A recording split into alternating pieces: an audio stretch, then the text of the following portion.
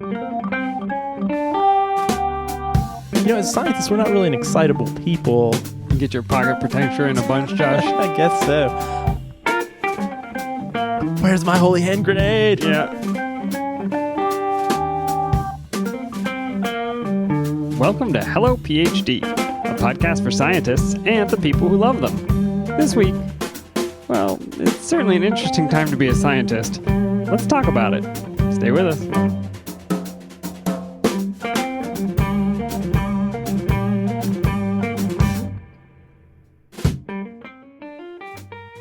And we're back. This is Hello PhD, episode 66. Come get your kicks on episode 66. That is not how that song goes. I'm Joshua Hall. And I'm Daniel Erneman. And we'll discuss the human side of science and life in the lab. Greetings, Dan. Hello, Josh. Did you survive the Super Bowl extravaganza? Am I allowed to say that, or is that copyrighted? I think what you meant to say is the big game extravaganza. TM. Yeah, actually, that was something I learned this year, was that the Super Bowl is trademarked and businesses technically cannot advertise Super Bowl parties because that's a trademark term. Technically, you're not supposed to watch the Super Bowl because it's trademarked. Well, we had a big game get together last night, and that was probably the most engaged I've ever seen you in a sporting event. Well, can I say why? I think you can say why. Yeah. Hypothetically, I wouldn't say this happened, but if there were to be some kind of game of chance associated with the game, I might be more interested because I do love a good probability. With a monetary winning condition. Wouldn't make any difference whether there's a monetary winning condition, but if there is a probability-based game that is not just me sitting and watching people throw a ball back and forth, I'm definitely more into it. Yep, enjoyed the big game.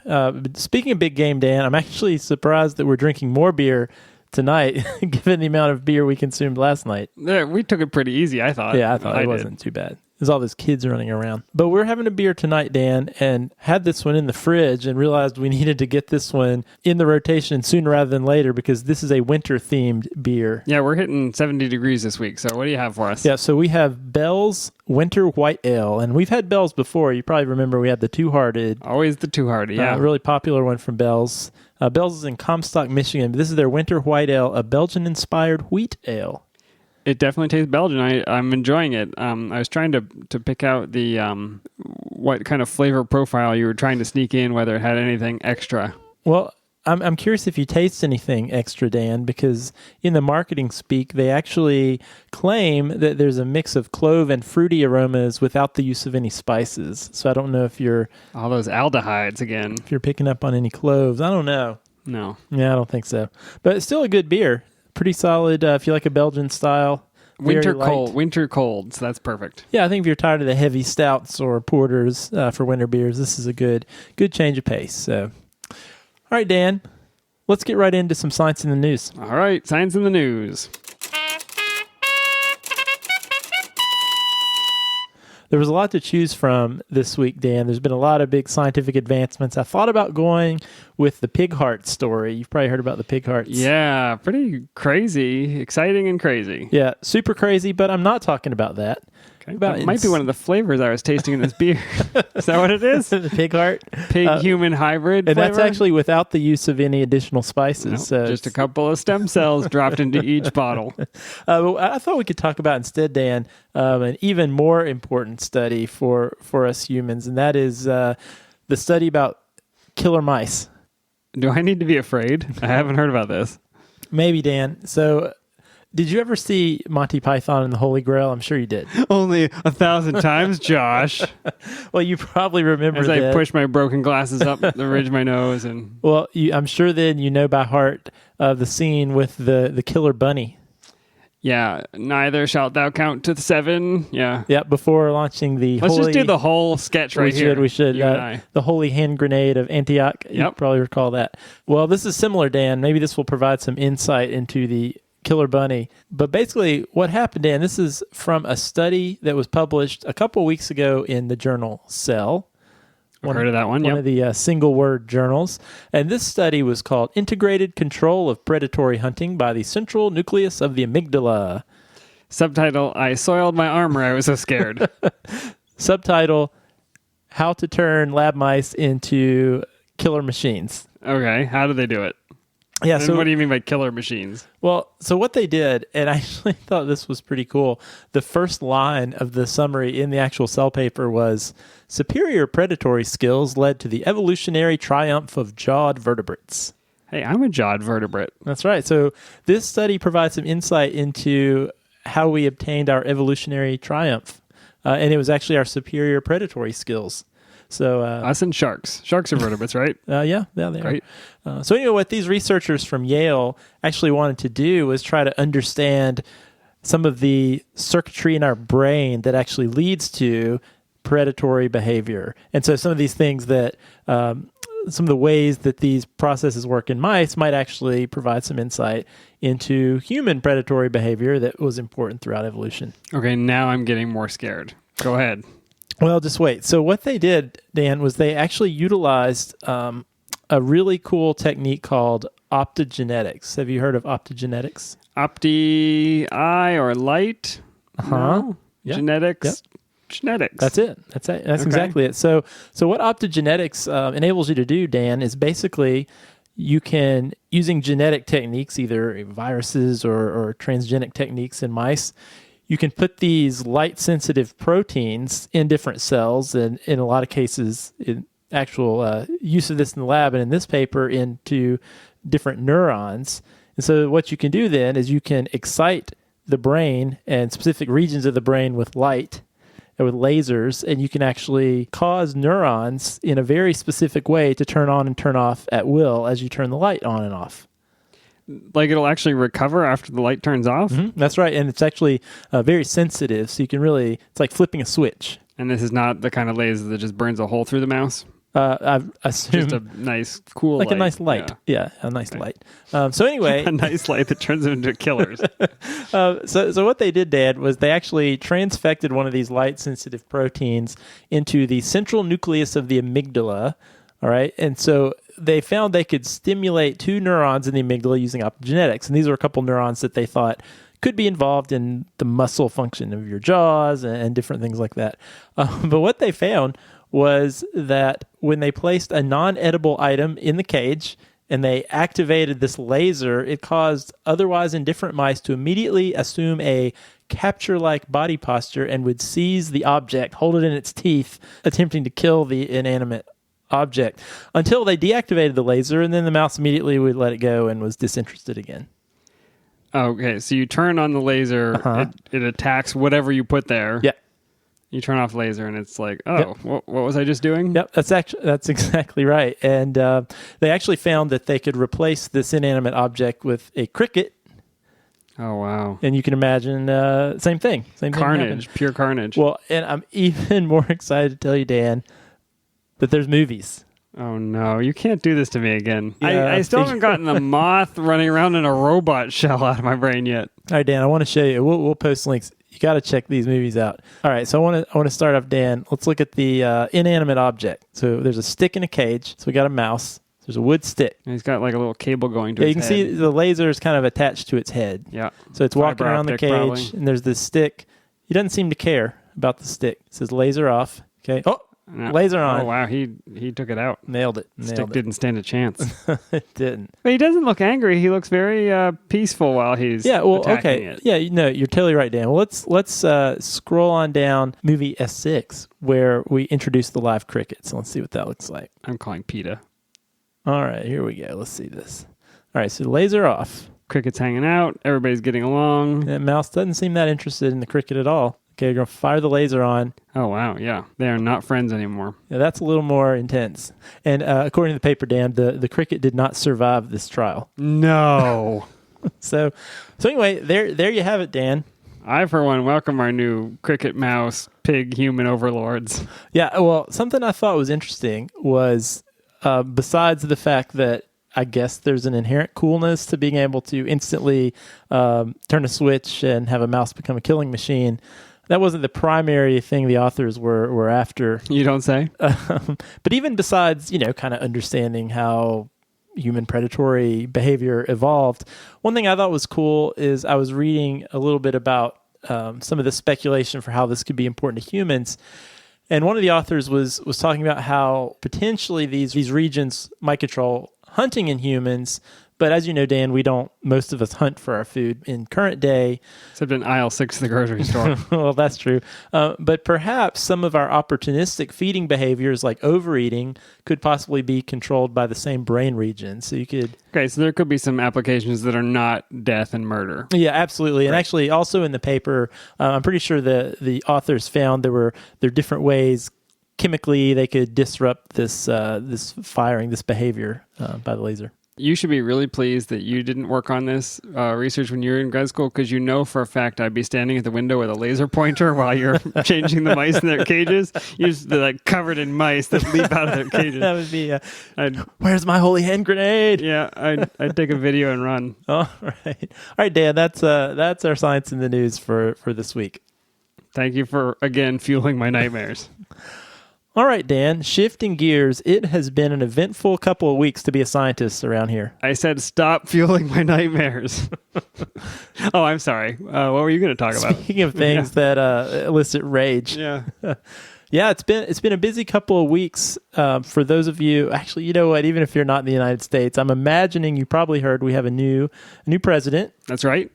And there have been a few tangible changes in the science community since the new president took office. And so I just thought really quick I could run through just a list of things off the top of my head that I could come up with that have happened in the last couple of weeks. We'll do our disclaimer. We're going to try really hard not to share our own political views and biases, but we do want to talk about the impact of the administration on science, because I think that's what our listeners are tuning in for, is to understand how decisions being made by the president and the president's staff are going to affect research. Yeah, and we would be remiss to pretend like nothing is going on in the science community. La la la. You have another beer, Josh? Certainly, these are conversations that I think are going on with students and postdocs around the country. So here's a few things, Dan. First of all, pretty much immediately after the new administration took office, was all mentions of climate change were removed from the White House webpage, and also from the web pages of other government entities like the EPA, which had some extensive resources and communications about climate change. I'm not familiar with that phrase, climate change. Could you explain more about it? Oh, the listeners can't see it, but I was doing air quotes when I said that. Well, since it's not mentioned on any major websites, I assume it doesn't exist. Related to that, a gag order was placed on EPA scientists, and so and presumably scientists from other governmental divisions too. But these scientists were not allowed to respond to any press inquiries or use any social media accounts. All posts that were related to climate change were removed. And actually, Dan, the EPA has not posted to Twitter since the new president took office. Yeah, so a little bit of citizen journalism here, but friend of a friend works at the EPA and just reports that morale is very low. And this friend of a friend was afraid to even talk about it because he feared losing his job. So, that this is not an official report. This is secondhand and thirdhand, but I think we'll get more leaks and more reports out. It's a really hard time to be an EPA scientist. Yeah, and actually, Dan, I don't know if you saw this. This was, I think, just in the last couple of days. February 3rd, a bill was brought to Congress, and the bill is called To Terminate the Environmental Protection Agency. Now, terminate, that means something other than what it sounds like? Yeah, this was, I'm reading this right off the congress.gov website. You're looking right at it, Dan. Yeah. So, this is real stuff that's happening right here. And yeah, it's not a great time to be an EPA. You sure it's not like to screen Terminator 2 at the EPA as kind of a morale booster? Yeah, you're the word guy with Terminate. Yeah, Terminator, that's a good movie. Yeah, so not a great time to be an EPA scientist. But Dan, as you probably saw, all of these rogue social media accounts have popped up for many of these government agencies, including the EPA and very famously, probably most famously, the National Park Service and also NASA, and even NIH has its own alt. Yeah, it has Twitter been account. observed by people better and more in touch than we are that the more you try to clamp down on speech inside these organizations, the more you will get leaks. And I think that's what we're seeing. Absolutely. Some of them I'm sure are fake, but a handful of them are likely real. And even the ones that are not going out on Twitter and leaking are talking to reporters. Yeah, that's true, Dan. And the gag order, that certainly, and the shutting down the Twitter account, that got a lot of press. I guess one thing that's happened that maybe had a more drastic, immediate impact on actual research that was ongoing is the EPA was immediately required to suspend all of their grants and contracts, and all scientific work being done at EPA now has to be reviewed by political appointees in the executive branch. So basically this is saying whatever money you were spending, whatever grants are available or contracts are out there to do this work has been suspended, and everything has to be funneled through the office of the president. So my levity is quickly draining, Josh. And I think, Dan, these are some specific things that have happened, but kind of more broadly is just this general war on facts and the coining of this term by the administration of alternate facts. That kind of got the goat of scientists, not just in the government, but throughout the world. It's tough. It's tough to swallow that one. I think you've probably watched the interview where that phrase was uttered, and it was a complete and unwavering barricade against saying anything against the kind of expected message. And so when you cannot go back on any statement you made, even if it's been updated, even if you have new data, then your only alternative is to double down, and you come to a place where you have to say, what's real isn't real, because now we've got nowhere left to go. Yeah, and it's so funny to imagine what if someone was doing that in the science community. I mean, their career would be tanked so quickly. I mean, the credibility would just be gone. Yeah, you wouldn't get past Journal Club, right? No, that's absolutely true. But I don't even think this is acceptable politically. I mean, I think it has been widely criticized and panned because even for a political class where we expect a little bit of doublespeak, it was a bold statement that we no longer have to worry about what's true and what isn't true. What's true is what we say is true. Don't bother trying to verify it. Yeah, Dan. So I mean, even a tweet from earlier today from the president: any negative polls are fake news. So no matter what. Yeah. So if the result, I mean, basically what that says, if the result is something that disagrees with what I think, it's fake. So Josh, yeah, this would really help me in grad school. Live? Yeah. So anyway, Dan, this was kind of just running through some things that have been going on. So I thought what we could talk a little bit about is how the science community is reacting to this. And I got to say, Dan, I have been in science for a while now. I mean, I've been in science for about 15 years, and I have never seen anything like this as far as scientists getting, getting worked up, jacked up, enraged, I guess. As scientists, we're not really an excitable people. You get your pocket protector in a bunch, Josh? I guess so.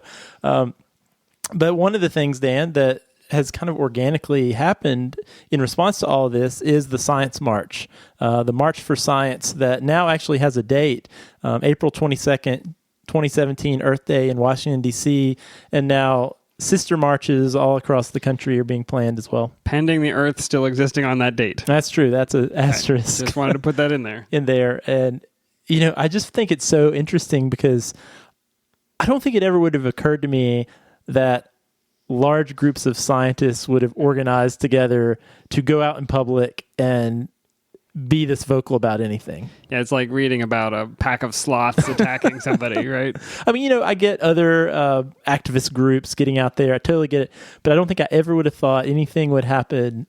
No, I agree. I am, and I don't know if you're like this, I am uncomfortable with strong opinions because I always assume that there's another piece of data that might change my mind. I'm really uncomfortable with the notion of political parties where in advance I have to say I agree with everything that this whole group of people say. It makes me really uncomfortable. But I think what we're seeing is a group of people who feel uncomfortable with this type of a strong show of emotion or this strong position are saying if we are rejecting the idea that we can use our eyes to observe something and describe it and all agree that that is the reality that we're experiencing. If we're rejecting that idea, then, we have nothing left to do. Yeah. It really cuts at the core of who we are and what we hold dear. We can debate policy. We can debate reactions to things, but the idea of we are going to set a course and make decisions off of anything other than evidence and facts is really too much to bear. Saying that the thing that I saw, I didn't see because that couldn't jive with the reality you're trying to create. That's where we stop. Yeah, absolutely. And Dan, there's that, but then also with what's going on directly with the EPA and other government scientists, where everything you study has to come through us before you can report it. Like basically this control, if we don't like the results or if we don't like the question, then we're not even going to allow you to look into it. Yeah, historically, we would have called that a conflict of interest, right? If your funding is coming from the Sugar Council, we are going to discount your findings on the health effects of sugar. If your findings have been filtered through a government bureaucrat who has a political bent, I have to believe that those results are not unbiased. Yeah, and it's worth noting that some of this has happened before. I mean, in the last several years, the CDC has been essentially prohibited from studying the effects of gun violence. It's actually illegal for the CDC to study, even study that, regardless of how you feel about gun control. Never happened, doesn't happen. Don't worry about it. Move on, Josh. And close to home, Dan, in North Carolina, this was in the last couple of years, there were some coastal geologists who studied sea level rise and had some data that showed that the ocean levels were rising a certain amount, and by a certain year, it's likely that parts of the coast might actually be underwater. And what that did was that impacted some development projects that were right along the coast. And so in response, the state legislature decided to make it illegal to consider scientific findings of coastal geologists. Yeah, I think they called that the la la la, I can't hear you, la la la rule. Yeah, I think even Stephen Colbert riffed on that a little bit. I'll bet, yeah. Totally unbelievable, but it happened, and it seems like more things like that will happen. So what's going on with the march? Yeah, so I actually sat down, Dan, just briefly with a graduate student who actually is involved with the planning of one of these sister marches in our town, the Raleigh, North Carolina March. And I just was curious to know, as a graduate student, what motivated her to get involved in this type of thing. Cool. So I'm Leora Vered. I'm a graduate student at the University of North Carolina, Chapel Hill, fifth year in the chemistry department. And I'm studying signaling networks in cells. My main motivation is, so first of all, I'm a woman of color, which I think is connected to my motivation. And I see this rift happening between the scientific community and a lot of people in the American public that feel like scientists kind of live in their ivory tower and are not necessarily very connected to what's happening in the U.S. And I think that part of the recent attacks that we've seen on science through the gag orders and the loss of funding with the new administration are connected to that rift or are exploiting that rift in order to pass this new policy. So I got involved with the Science March really to start a dialogue about the relationship between the scientific community and the American public, and particularly marginalized groups, people of color, and the working class, how these groups are affected, but also just providing services like healthcare is connected to science. And I don't think that there's enough talk about what a strong relationship there is between the scientific community and the public, generally speaking. So that's the main message that I wanted to put forth. Scientists are public servants. We're literally being paid by tax money, and that we're working in order to create a better country and to serve the American public as a whole.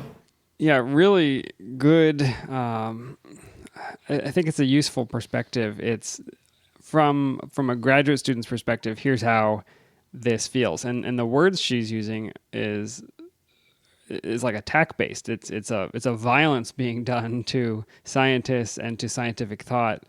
And the victims, it sounds like, are in her mind, it's the public.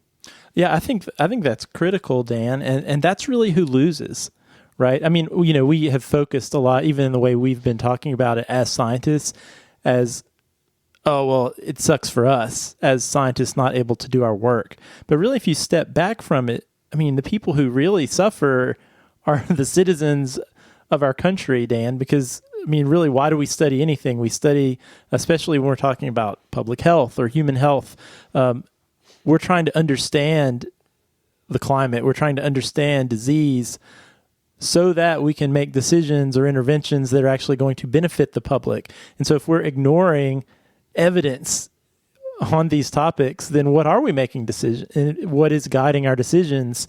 We're ignoring things that are actually happening, but it's the public who really loses, because if we put all the scientific findings out there, we can have a debate about what we do with regard to those findings. And the public, they can look at it. And this kind of goes into things we've talked about paywalls and, having better access, the public having better access directly to scientific findings.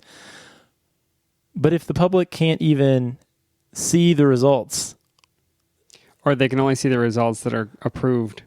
Yeah, that are filtered, right. It's almost worse. It is worse. And so, yeah, I think that's an important angle for scientists not to lose sight of, is certainly we can think about how this impacts us directly in our work, but also making sure the dialogue is about this is how these types of policies impact the public negatively. Yeah, I don't think we need to enumerate the benefits of science on society. We've all survived diseases because of antibiotics, and we've gotten, you've got an iPhone in your pocket because of science. That's true. But it's really easy to lose sight of the impacts of basic research on some of those discoveries. And it's really easy to throw out the baby with the bathwater. There's this piece of science I don't like, therefore all science is wrong. Mm-hmm. No, that's absolutely true. Dan, I wanted to actually present a counterpoint. When I think all scientists, or the vast majority of scientists, are united in the fact that this shift in policies from the executive branch are a big issue for not just scientists, but for the public. But there was a pretty high-profile opinion piece in the New York Times last week entitled, "A Scientist March is a Bad Idea." Uh-oh. And I have to admit, when I read the title, it kind of got my hackles up just a little bit. Just because it was too aggressive, saying you shouldn't do this because you're... Yeah, I mean, you know how it is, Dan. Anytime anyone's passionate about anything, there's like a cycle to it, right? There's the wave of passion, then the cynics come behind them. Wet blanket brigade. That's right. But I have to admit, Dan, this was a really thoughtful article by a scientist who actually is a professor of coastal geology and director of program for the study of developed shorelines. He's actually a scientist that was really involved in what we were just talking about a few minutes ago. He's a North Carolina scientist involved in some of those studies that were completely shut down by the state legislature of North Carolina a couple of years ago. So he's had experience with the political side of science and been burned, it sounds like. Yeah, directly. And so some of the points that he made that I thought were at least worth acknowledging, he had this fear that scientists as a group, there's already a certain amount of skepticism by people with certain political leanings and by the public, maybe fueled by certain politicians, a certain skepticism towards scientists. And so what a march potentially could do is, certainly on the heels of the pointedly political Women's March, a scientist march could reinforce this narrative that scientists are an overly political group and maybe overly politicize science and data and research in a way that could have negative impacts. So instead of being the unbiased observers of nature that we consider ourselves by taking a stand, by marching, we are taking sides politically, and therefore any kind of research we do might be seen as biased. Yeah, so instead of basically building bridges with the public to at least a certain segment of the public, a march could actually drive a larger wedge. Again, another thing he drew from was his experience butting up against government that was actually against the type of work he was doing. And so, one point that he had was that most of the people who were attacking him, especially most of the governmental people who were against what he was doing, had never met him or any of his co-authors. And also, most of the public had never met anyone they considered a scientist, and they didn't really understand the painstaking scientific process that led to these peer-reviewed conclusions. These weren't scientific research papers, are not opinion pieces, right? And the general public doesn't understand the lengths to which the scientific process is undertaken to actually ever get to a published piece of research. And so one point of view he had was in people he's spoken to in the South who are skeptical of science. One thing that would always come up is many conservatives would actually name drop Al Gore when they talk about climate change. And, thinking about the Inconvenient Truth documentary that Al Gore did, one thing that did was that actually led a lot of conservatives to initially see climate change as a partisan political issue because of where the message originally came from. If Al Gore likes it, we don't like it. Exactly. And so there's some fear, I think, that he has that the same thing could happen to science more broadly. Because if it comes across as this is against a Republican legislature, then, scientists this is just like a liberal thing. Yeah. Yeah. So we're against that. It's a real risk. Some of the words you're using have me concerned, though. You talked about the skepticism about science. You talk about people who don't know any scientists. And that is leading to this rift between the scientific community and everybody else. And I've been thinking about this a lot this week. We have a difference in our society. When people are illiterate, we do everything we can to teach them to read. And there's a stigma associated with it. If you couldn't read, you would feel bad about it. There's a concept of innumeracy, people who can't understand math or do math. I don't know what the lack of training is in science, the lack of the ability to think through a problem in a scientific way. I don't know if it's a rationality or a logicality or what the word is, and I like words. If I could figure out what that word is that lines up with illiteracy, what I would prefer to see is every human being reaching some level of proficiency. So it's not that PhDs are scientists. It's that we all have this basic level of scientific literacy so that it doesn't feel like them against me. And I think when it becomes that us against them mentality, then I hold on to my ignorance and I cherish it and I hold it up and say, look how strong I am in defying you in your ivory towers. It's just really corrosive and really damaging. Yeah, one thing I thought about as you were saying that, Dan, is it seems like a key difference, I don't know where this comes from, between literacy and scientific, or between illiteracy and scientific illiteracy, is, you're right, there doesn't seem to be a skepticism of literacy. No, yeah, nobody says, I'm so glad I can't read, you eggheads. Yeah, I mean, I think for the most part, we generally agree that literacy is a good thing. Literacy is a skill that helps you live your life in an effective way and to contribute to society and to, interact with people. It's all positive. Yeah, but there's this skepticism about even scientific knowledge at all, the skepticism about scientists and their motives. And I really think, Dan, we keep coming back to this, but more and more I'm thinking that really the lack of understanding is a lack of understanding, not of scientific findings, but of the scientific process, right? And I think that's what Dr. Young, who wrote this editorial, was getting at too, is the public is presented, all right, scientists think that there's climate change and it's caused by human activity. And so when they internalize that, they think, okay, well, scientists are saying that. But what they don't understand, what they don't know is how scientists came to that point. And whether they can check the facts themselves or even have a basic understanding of it. The prideful ignorance is kind of what gets to me about this. It's not saying, well, that seems really hard. I'm going to poke around and try to understand the basics of it to see if I can ask the next question, the next question, the next question. It's saying, those people said it, I disagree with it, and I'm glad that I don't know, I'm not going to learn any more about it. Yeah, and I think, Dan, this is where I think we all come together in agreement as scientists. So where Dr. Young ends his editorial is really in a similar place as the motivation that Leora, the grad student we spoke with, was at, and sort of where we're landing. And this was what he said in the editorial. He said, I suggest that my fellow scientists march into local civic groups, churches, schools, county fairs, and privately into the offices of elected officials, make contact with the part of America that doesn't know any scientists, put a face on the debate, help them understand what we do and how we do it. Give them your email, or better yet, your phone number. The solution here is not mass spectacle, but an increased effort to communicate directly with those who do not understand the degree to which the changing climate is already affecting their lives. We need storytellers, not marchers. But I think really what this is getting at, march or no march, is whatever we do, we have to do a better job of not just communicating facts and figures and findings, but communicating the process and understanding who we are and what we do.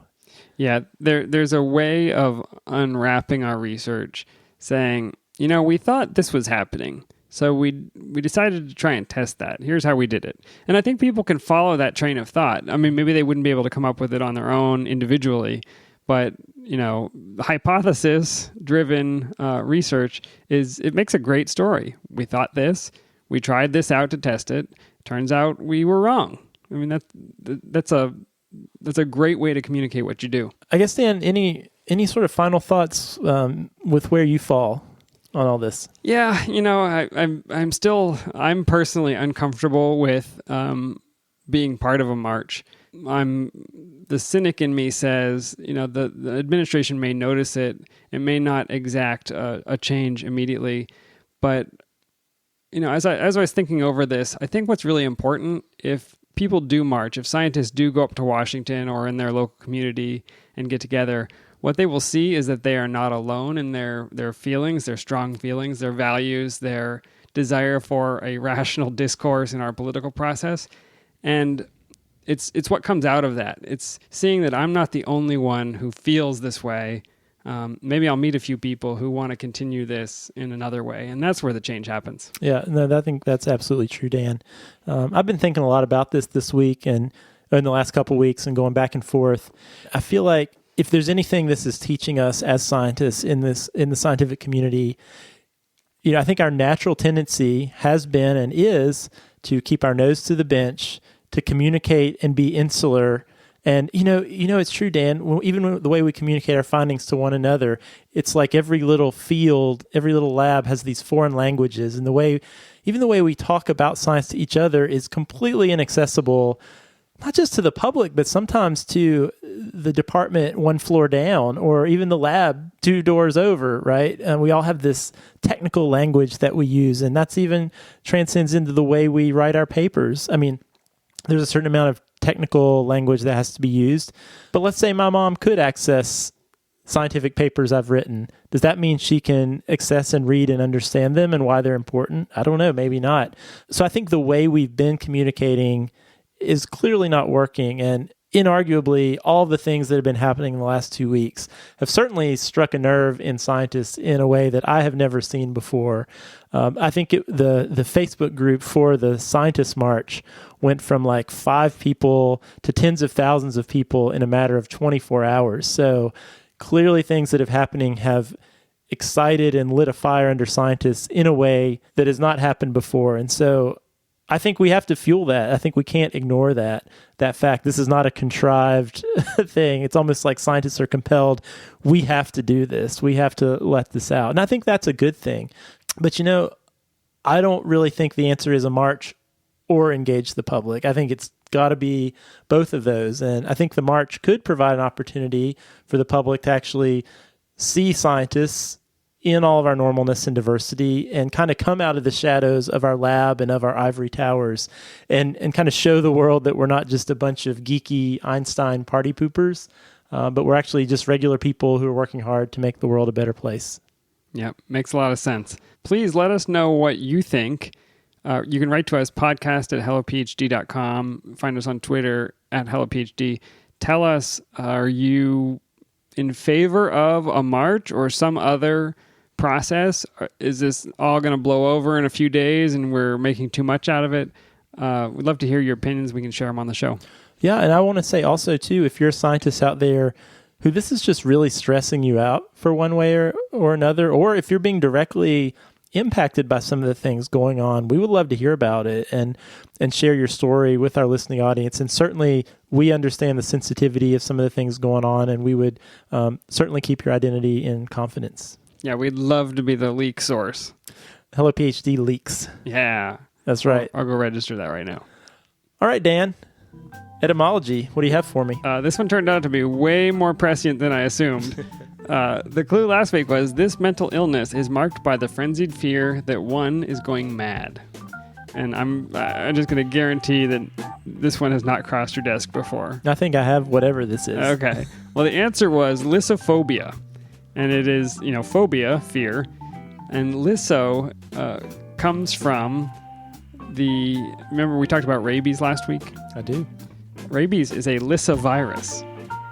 And Lissa in Greek mythology was the spirit. It was kind of this embodied spirit. I don't know if it was exactly a goddess of madness, rage, and rabies. So lissophobia means fear of going mad. Fear of getting rabies is a form of lissophobia, also called hydrophobophobia. So what if I have the fear of getting rabies? Okay. You have another hour? We'll just go through all the possible permutations. The fear of the fear. Yeah. Lissa comes from the Greek. In Rome, of course, they adopted all the Greek gods, but they named them different things. And in Rome, the deities that embodied this rage and madness were Ira, so that's where you get ire and irate. Furor, where you get fury. And rabies, where we get rabies. Pretty awesome. There was a god named Rabies? Yep. God of madness. Huh. So I probably should have known that. Don't get rabies. Not a classics guy. All right, are you ready for next week's clue? I'm ready. You can extract this rare metallic element from a heavy stone to make electronics and catalysts. Read it one more time. You can extract this rare metallic element from a heavy stone to make electronics and catalysts. Remember, I'm looking for a scientific word described by the clue, and once you get it, you'll find that the literal meaning of that science word is a phrase in the clue itself. If you think you know the answer, email it to puzzle@hellophd.com, and I will randomly select a winner from all the correct responses and send the lucky puzzler an Amazon gift card. All right, Dan. Thanks for that, and thanks for coming by and doing another show. If you would like to reach out to us, we'd love to hear from you. You can email us podcast@hellophd.com. You can send us a tweet at hellophd, or you can reach us on our Facebook page. We love to hear from you. Excellent, Josh, and thank you for the winter ale. Is that what we're drinking? Yeah, we needed to Winter drink it white now. I'll be at you with the spring ale. Is it spring? Spring's almost Carrot there. flavored. What's the spring food? Radish. Dandelion greens. We had that one time. Yeah. Time to plant those spring crops. All right, Dan. We'll see you next time. See you next time, Josh.